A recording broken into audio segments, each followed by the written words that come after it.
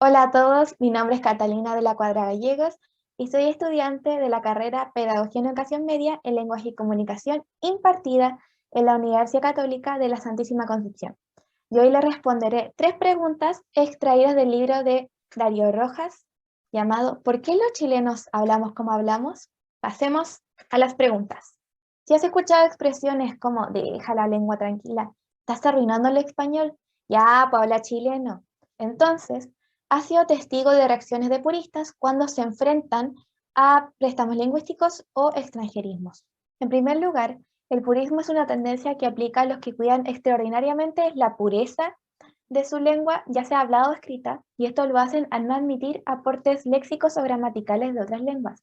Esto lo hacen porque ellos piensan que todos los aportes extranjeros van a contaminar su lengua y la van a arruinar, puesto que para ellos una mayor calidad se logra con menos transgerismos, y ellos lo que quieren hacer es preservar la pureza y la perfección de su lengua. Y ahora es cuando entra la primera pregunta. ¿Por qué estaría equivocado el purismo según el autor del libro?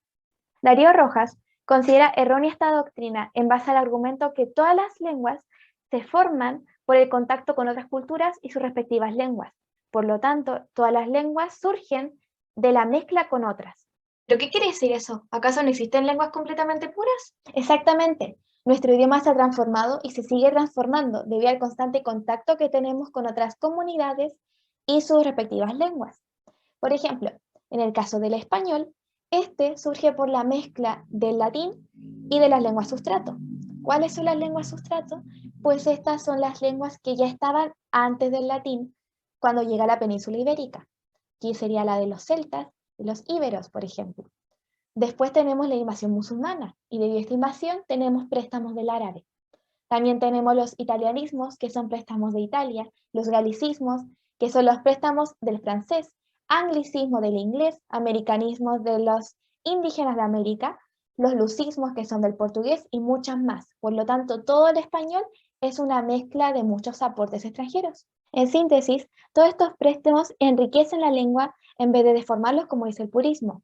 Por lo tanto, el purismo estaría equivocado puesto que se basa en la idea errónea de que existe una lengua libre de influencia y de préstamos, cuando en realidad el lenguaje es un objeto cultural y todo intercambio cultural implica un intercambio lingüístico.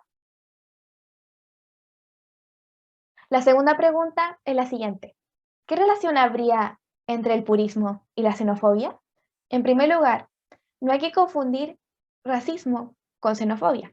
El racismo es una actitud o ideología donde una raza o un grupo étnico se considera superior a otro y por lo tanto lo persigue, lo discrimina o le genera algún daño porque los considera inferiores.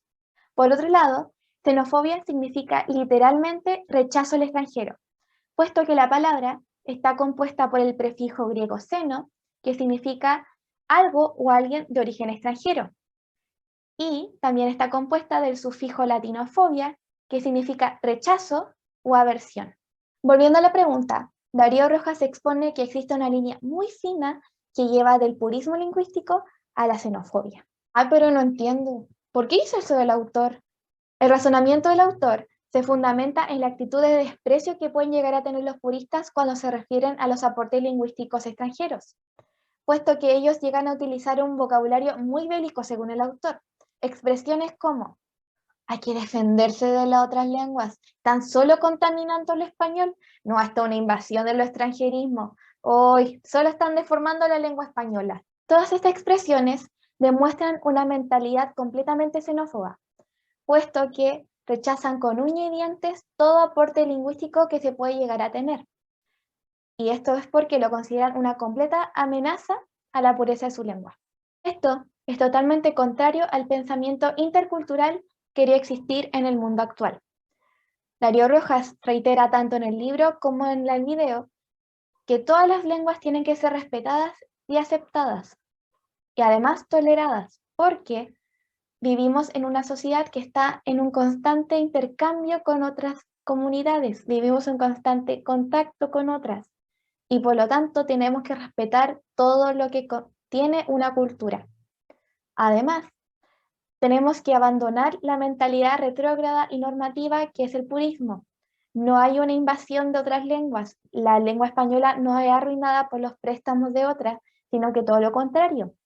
todos los aportes lingüísticos de otras lenguas son un aporte y además enriquecen la lengua española. Por lo tanto, no hay que rechazar el cambio, sino abrazarlo.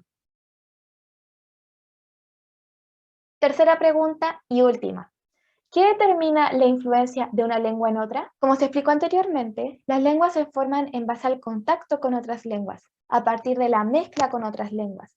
Sin embargo, la influencia de una por sobre otra es determinada por distintos factores. Algunos de estos son: factor número 1, prestigio de una lengua. Este fue el caso del latín. Tal como dice Darío Rojas, los romanos llegan a un mosaico cultural, el cual era la península ibérica. ¿Por qué dice eso? Puesto que habían muchas lenguas que ya estaban formadas y desarrolladas. Entonces, ¿cómo llega a imponerse el latín en esta gran variedad? Pues fue por su prestigio. El latín era el idioma del mercado y todas las relaciones sociales. Por lo tanto, era muy beneficioso saber latín en ese tiempo. Tal como dice el autor, al cual cita Darío Rojas en su libro, Brutus de Cicerón. No es tan beneficioso saber latín como perjudicial no saberlo. Factor número 2. Legislación lingüística. Este fue el caso de los españoles aquí en América. Después de que llegaran los conquistadores y estuvieran asentados aquí en América, la corona española promulgó la ley que decía que todos los indígenas tenían que olvidar su lengua y en cambio tenían que aprender a hablar español. Por lo tanto, estaba completamente prohibido hablar las lenguas indígenas aquí en América. ¿Qué se hizo entonces? Las escuelas que estaban bajo el mando de los funcionarios de la Iglesia Católica les enseñaban el español y además profesaban la fe católica. Por lo tanto, este factor está ligado con el factor de evangelización. Todo esto produjo la erradicación de muchas lenguas indígenas y las que sobrevivieron fueron influenciadas por el español también. Tercer factor, relación entre los pueblos. Aquí el autor diferencia la situación entre Chile y Paraguay. En Chile, nuestra lengua originaria sería el mapudungún. Sin embargo, esta no tiene una gran influencia en el cómo hablamos hoy en día y en nuestro léxico. En cambio, en Paraguay, ellos tienen una pronunciación más indigenizada y tienen un léxico que viene del guaraní, el cual es su lengua originaria. ¿Por qué sucedió esto? Esto se debe a la relación que tenían los pueblos. En el caso de Chile, los mapuches tenían una relación conflictiva con los españoles y eso generó el distanciamiento y una poca oportunidad para intercambiar elementos lingüísticos. En cambio, en Paraguay sí estuvo esa oportunidad y por lo tanto ellos tienen ahora una lengua influenciada netamente por su lengua originaria, el guaraní. Estas fueron las respuestas a las 3 preguntas extraídas del libro. Espero haberme dado a entender bien y muchas gracias por su atención.